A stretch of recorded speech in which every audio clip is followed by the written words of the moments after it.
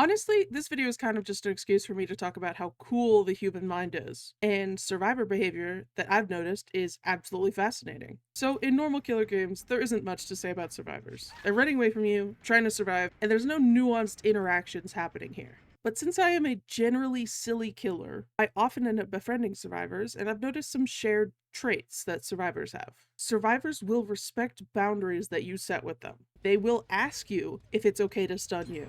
If you express that you don't want to be blinded, they won't blind you.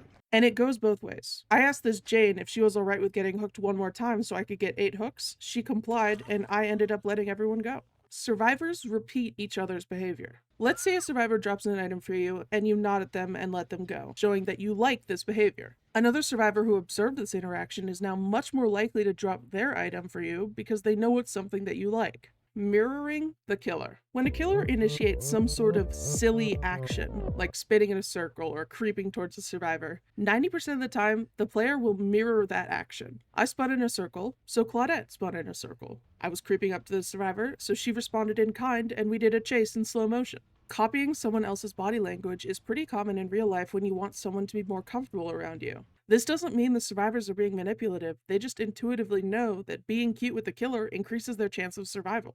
Halting the game to judge bad behavior. Countless times, a survivor has stopped what they were doing to judge a teammate that was AFK or that killed themselves on hook. This is a bonding moment with the killer where they're both annoyed by the fact that this other person is making the game worse for everyone. Killers and survivors alike don't want people to give up because it makes the game less fun for everyone. The moment survivors overcome their fear and trust you, there is a threshold that has to be met in order for survivors to stop running away from you. You have to either show that you're not a threat from the start, or that you have an opportunity to kill them, but you aren't. The second one is a lot more likely to gain trust because, well, if I wanted you dead, then you would be dead. This Lara was scared of me until I showed her that I wasn't going to hit her, and I convinced her to complete the movie theater generator so we could watch the movie together, reminding you of when you were kind. There are often silly little moments at the start of the match where you have an interaction with a survivor that you can both bond over. Then you get back to playing normally. Many times, I have seen survivors repeat that previous behavior in order to convince you to be nice to them again.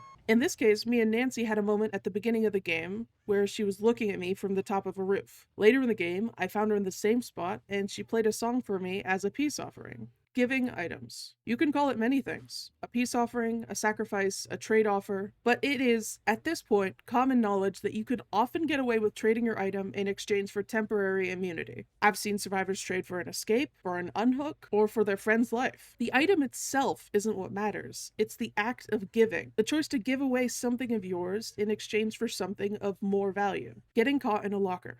When killers catch a survivor getting into a locker and don't grab them right away, survivors often take that opportunity to convince the killer to let them live. It's already been shown that the killer is willing to hesitate, so they take advantage of that time and do something that they believe would convince the killer to let them go. Showing kindness to each other. Something that honestly made me cry when I saw it was I was preparing to do a slug race and I started it, and neither of the survivors moved because they were waiting for their teammates. I don't know why, but that got me. That was just such a sweet but simple gesture of wanting everyone to be able to participate in the fun. I love survivors. I played for over 4 hours yesterday, and observing all of these awesome interactions turned a tough day into a somewhat good one because people are so unique and yet so consistent. So if you wonder where I've been